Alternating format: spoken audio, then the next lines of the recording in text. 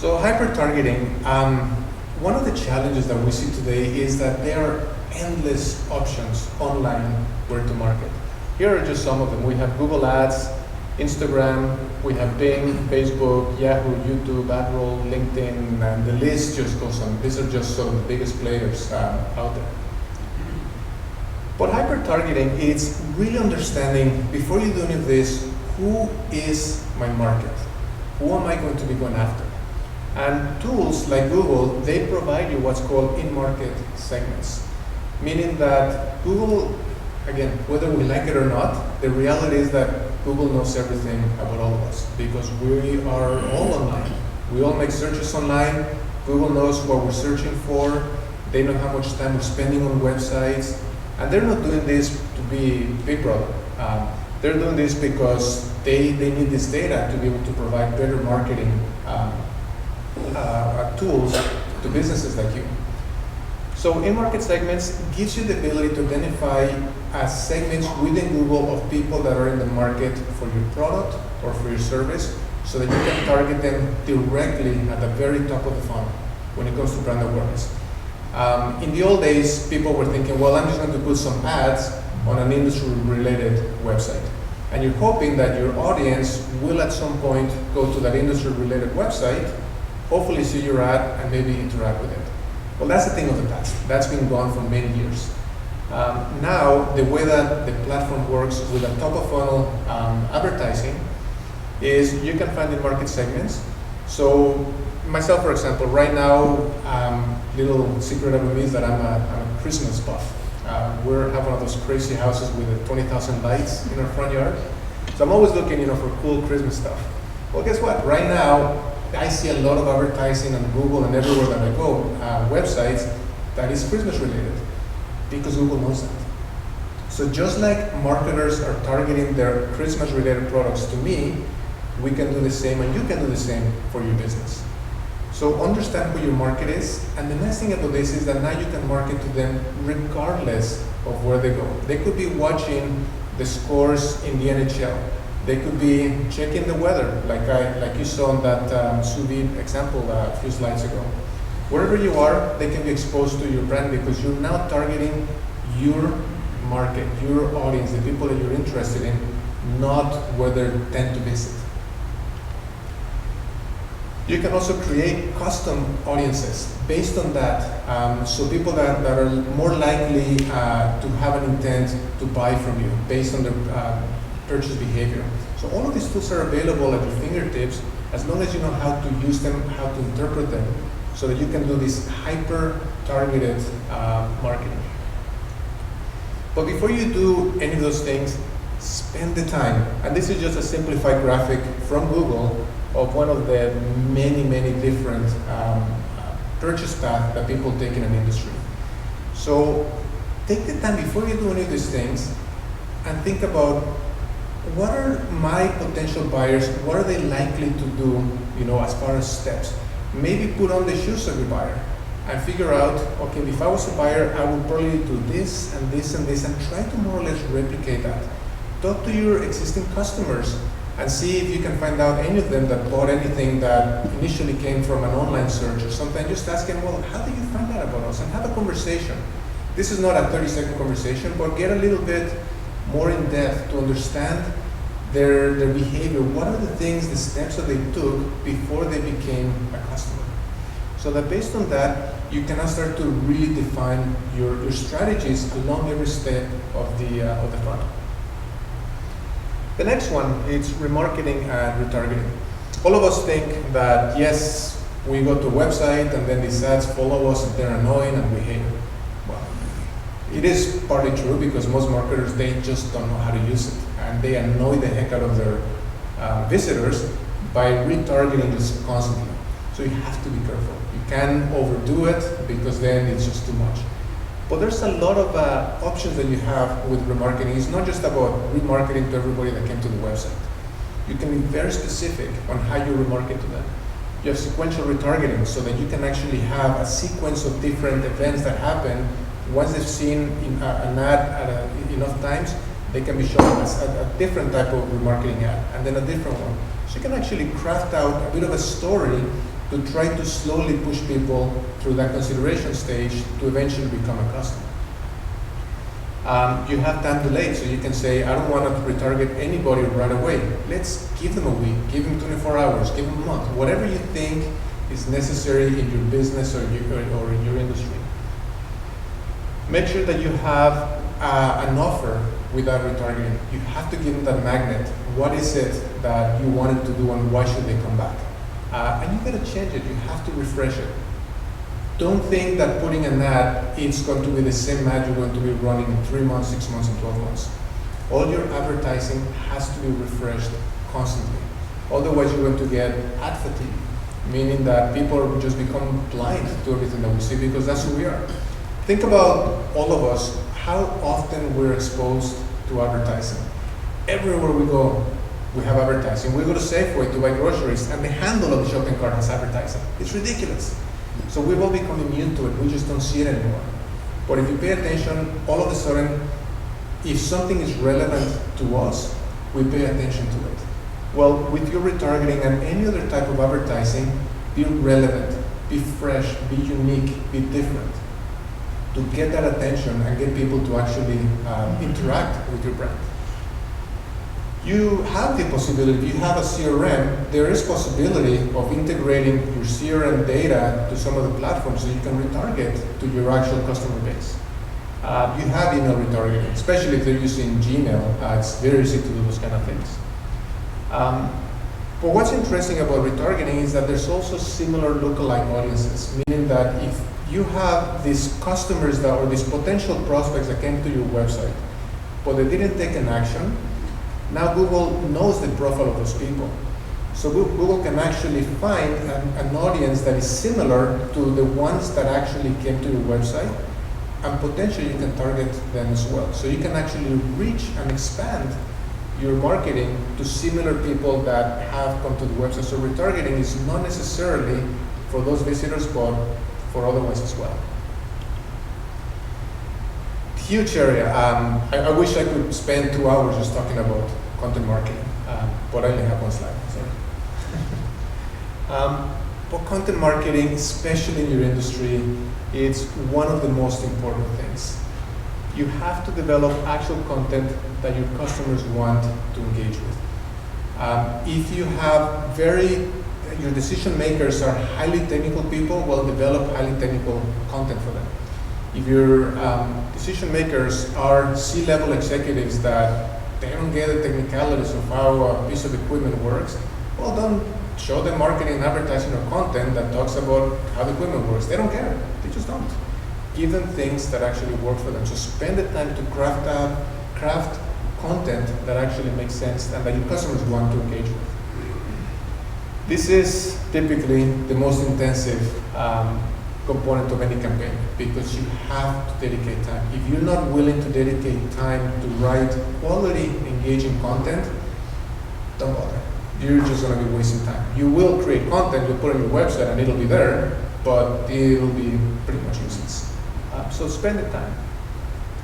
And likely your competitors are not doing this. I can almost guarantee you that if you do a little bit of market research on who your competitors are, most of them are going to be doing very poor job with the content, with an exception of 2 in this room. So. Here are some examples. So when I don't want to just kind of drop a bomb and say, do content. I want to give you some examples of, to kind of get you thinking about, okay, what is he talking about? Landing pages. Most common thing. Think about the sous vide sort of steps that I showed you. From that Facebook lead generation email marketing, they likely sent him, my colleague, an email with some sort of a message and offer. He clicked on that and landed on what's called a landing page, which is just a page within the website, but that is specifically dedicated to that piece of marketing that they're doing. Blog posts, one of the most common ways of doing content marketing, but again, it has to be structured, it has to be done right. And then the list goes on. I'm not going to go through all of them, but you can just see a lot of these different options out there. So there's lots of opportunities on how to develop engaging content for your customers. And then make sure that you tie it in with your marketing that you do, with all the strategies, so that all of this can start to work, at all steps of the funnel. Most important piece of every single piece of content, every piece of marketing, it's your offer. That's why I only put one bullet. Why should my potential customers care? What's in it for me?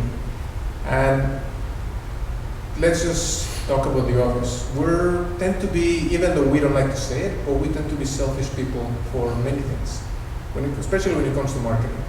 If I'm going to be buying something, if I'm thinking about a purchase, of course I'm going to be selfish because it's my purchase. I'm buying it for me, unless I'm buying it for a business or somebody else. But if I'm buying something for myself, for my business, for my people, it's something that I need to know what's in it for me. How am I going to get this? So develop an offer that actually talks to them, something compelling. And it's not, your typical offer like 10% off, if you buy 24 hours. I mean, those things work on the infomercials at 2 a.m. But in real marketing, it has to be a compelling offer. Whatever the case may be, I can't give you examples because there could be 1,000 of them. But spend the time to really think about what that offer looks like. Develop lead magnets. Lead magnets, when you think about your content strategy and these things that I'm talking about, lead magnets are bits of information that are intended to generate some interest, not a purchase, but at least some type of a semi-warm lead for your business. In this case, they're offering a free, for the visitors guides, a free New Orleans guidebook. So if somebody's thinking of traveling, this could actually be a useful lead magnet. And like this, there could be, again, millions of different type of offers that you can have. But this is related to your offer that you're doing, related to the content marketing that you're doing. But it's hugely important because you gotta be thinking that in your industry, because it has such a long cycle, to at least capture somebody's email address, nobody wants to give up their email address that easily anymore. 10 years ago, no problem, signing up all over the place, and then spam happened. Today, we're pretty protective of our email address because we're sick and tired of the spam. So give me a reason why I'm going to give you and share my email address with you. There's another one, which is the ultimate software as a service metrics cheat. Information for somebody like Proposify that is a software as a service that actually, somebody that's doing marketing like Proposify, this could actually be a really good lead magnet for them. You could be doing comparative white papers. So let's say that you have, again, a piece of equipment and you maybe have 2 or 3 that they're similar, but they have different features, different specs, those kind of things. Develop some type of a comparative sheet or a white paper that actually specifically talks about that in simple terms so that people can actually see that information handy, and just say that that's going to be free. Just give us your email and then we'll share it with you. Well, you know what, if I'm in the market for something like that, I will give you my email address because I want my hands on that document. Watch a 4-minute demo. More so for software companies or those kind of things, but again, video advertising is huge. And if it's a piece of software, a piece of equipment, something that is really compelling, to watch a 4-minute demo, I may actually consider giving you my information. The next one, this is probably the most difficult one. And I think of all these strategies, it's probably the most advanced. So I don't expect many of you will probably sort of have many of the tools necessary to incorporate this. But I want to include it because for those of you that might, it's important. And this is really talking about CRMs. I think most businesses nowadays, they have some sort of CRM, whether it's Microsoft or Salesforce or whatever CRM your business may be using. Think about how you can actually connect your CRM to the things that you're doing. How can I connect this data? Because this is where your customers are. Where did they begin? And this is where they're ending, because they're your customers or potentially your leads, depending how you have your CRM segmented. If you're not have the technical ability on how am I going to connect my Excel sheet to this other piece of software, well, 10 years ago, you had to hire developers to do it. Today, there are tools that make it much easier for you. For those of you that are not familiar with Zapier, Zapier is probably one of the greatest inventions since sliced bread on the internet. It's a company that has developed, I guess the best way to describe it is little bits of plugins that connect two different softwares. Rather than you thinking, how am I going to incorporate my software to this? Zapier likely has some sort of a plugin that connects it to. So let's say that you have Slack in your office, which is a communications tool that many businesses are using. And you have Salesforce over here. And somehow you want to get the two connected. Well, good luck reading through their API documentation, blah, blah, blah, all that kind of stuff. Go to Zapier and just take a Zap to connect Salesforce to Slack, boom, it's done. That's simple. So there are tools out there, so don't be too afraid to do a little bit of research and look into possibilities on how you can actually do this. Part of that, this slide is a little bit out of place, but I wanted to kind of throw it in here because ultimately this is something that comes up quite often when I'm talking to businesses, which is sessions. And in a way, it's related to first-party data, because when we're looking at our Google Analytics, we're trying to interpret what does this mean, what is this telling us? And we've been sort of trained in years, for those of you that are familiar with analytics, we've been trained over the last few years to look at some key metrics. And they give you some industry standards that if you're within these parameters of those key metrics, you're doing good. And one of them is going to be, for example, pages per session, and then average session duration. Those two things basically means how much time people are spending on your website and how many pages they're looking at. And people used to say, hey, as long as they're spending a couple of minutes on your website, you're doing great. And if they're looking at 2, 3, 4 pages, you're doing even better because they're engaging with the website, they're engaging with your content. But hang on a second. Let's think about the plumber example that I gave you. Would you want to spend 2 minutes and look at 4 pages to get an emergency phone number on a website? So if you're an emergency plumber and you have those metrics, you have a big problem. So be careful on how you interpret this data when you're plugging things in because they can be a little bit deceiving. Think about again, it's all about the journey that people are taking when they come to your website and they eventually become your customers. Another one that it's mostly unused, that I don't see this quite often, but I know I've used it a few times, it's exit surveys. We spend all this time and effort to ultimately drive people to come to our website. We want them to engage with their content. We want them to do anything. And we know that if they don't do anything, we're going to remarket them. And then we're going to hope that our remarketing engages with them and eventually they come back and become a client. But what happened? Why did they not buy from us? There's many tools out there that, again, just like Zapier, you don't have to be a coding developer expert. You can just get all types of little snippets of code that you put on your website and boom, you have an exit survey. Don't be afraid to ask people why they left. Chances are you're going to have a very small response rate, but at least it's something.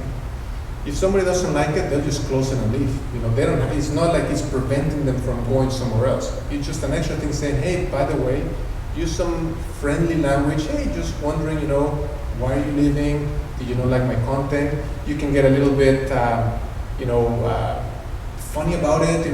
Whatever you think you want to do, but just ask 2, 3 questions. Something that is not going to take a lot of time, just to get that information as to why they're leaving. So when you think about all of this kind of gives you a much better sense on how you can be crafting marketing strategies across the full funnel. I'm hoping that these last few minutes you have a better sense on how to think a little bit different about marketing. It's not just about going to Google Ads, put some ads, put a bunch of keywords, and see what happens. Or go and put some display ads, or send a few emails. Those days are gone. You have to think about all of this, how everything has to work together, because your buyer is going to be interacting across that path in many different ways. And you never know at what point something is going to trigger that is going to make a decision. And if they're at the consideration stage, you don't want to hit them with an offer, 50% off, because they're not ready. They don't even want to buy from you yet. They're still thinking about whether they want to spend $150 on this weird appliance that appears to boil food, They have to learn how things work before they can actually make a purchase. And that's where marketing and the messaging and the content marketing that you do is so important at every step of the way. And that's basically it. Again, just give you a little something about Snaptech, who we are, but I've already given you my quick intro. But if you have any questions, I'm happy to hopefully try to answer them for you. You talk about you visiting the website. Mm-hmm. And what's the minimum amount of information that you need from them so you can redirect? You need their email address, or can you chase them based on their history? Yeah, with retargeting, there's nothing you need. The simple fact that they landed on your website, as long as they didn't land on incognito mode, but if they just like a regular visitor that landed on the website, then if you have your retargeting campaign set up properly, Google automatically will just place that cookie in the browser, and that's it. Now, just because you start remarketing today doesn't mean that you can actually start targeting them immediately. Google requires a minimum number of visitors that have arrived at the website so that you can basically build a base before you can actually start to remarket to them. Do you know what that number is, Flavio? Is it like 2,000 or something? Well, it's changed quite a bit. I know that it used to be about 100 in the very, very early days, and it's been gradually kind of gone up. It's somewhere around 1,000 now, but it also depends on the type of remarketing that you want to be doing. So if you're not expecting a big volume of visitors coming to your website, it's just going to take time, to build that marketing list. Do you give advice, or something I struggle with in the past is, I've heard of security business, people that they don't necessarily know our product exists to solve their problem. Right. So do you have any advice for entrepreneurs? Yeah, this is mostly top of funnel because if you think about the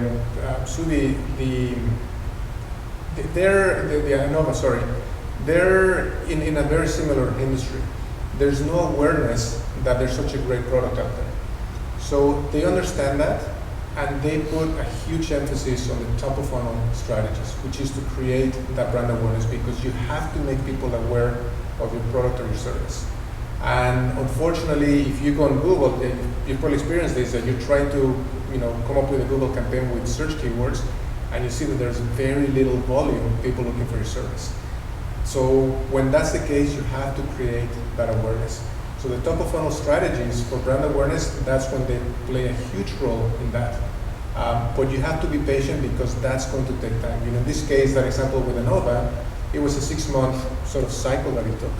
So what you do today, just think that it's going to take time. So don't give up if you don't see results in 2 weeks, 1 month, 2 months, because it will take time to create that awareness.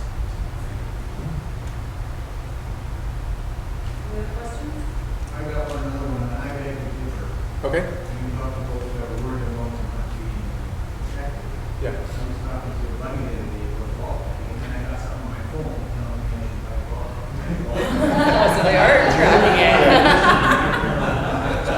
You weren't talking to your buddy Siri, were you? You're talking about Big Brother. I agree. I sat down at this table, and the first thing that came up on my LinkedIn was Ed. Shut up. Really? I'm not joking. Twice. Really? Twice. I refreshed it, and then the new thing that popped on was him. I posted it. That's your Too 2 much, votes eh? for comfort alert right there. Isn't that We did a It's in test. the building, people. I was just saying, we did a test last week in our office because my guy at the front desk got a new Samsung because he's all about Ed. Apple is listening and it's all about Apple. And I'm like, it's all the same. It's the apps you're using. And so we sat and we put both our phones on the desk and talked about hydraulic cylinders for about 5 minutes. And within 10 minutes, both my LinkedIn and Facebook were popping up with hydraulic cylinder ads. I'm not denying that by any means. Every platform, LinkedIn, Facebook, everybody denies 1,000% that they're listening to you. They tell you that. Zuckerberg has been brought into Congress, and they've drilled him on that, and he still denies that the platforms are listening. You know, I'm not a conspiracy theorist, but I've now experienced what you've experienced in more than one occasion. And as much as a marketer, I have to be a little bit more biased towards the platforms and how they are. I think they are.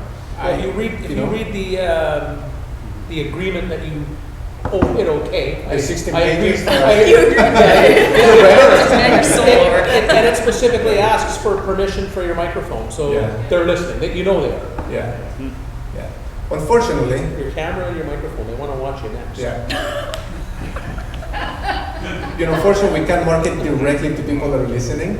But when you're talking about the in-market segments, again, how they get the data, I'm not here to question it. I'm just here to basically say it's here. Whether we like it or not, whether we feel uncomfortable or not, we have the data. And as a business, we need to put those personal feelings aside and figure out, well, since it's there already, how can I leverage this to my benefit? And that's where things like in-market segments are so incredibly important. Back in the summer, my lease was up for my car, and I was starting to think about changing to truck. I had an X5, and this time I wanted to actually go to a Dodge Ram. Well, for probably a period of about 2 months, which is how long it took me to sort of make my decision, the only thing that I saw online for ads, it was all truck-related ads, because that was the market that I was in. My behavior was telling Google and Facebook that that's what I was researching, and therefore all these big companies, they know how to do marketing. They were targeting the marketing to me because I was in the market for that. So that's the advantage of this crazy privacy issues, you know, that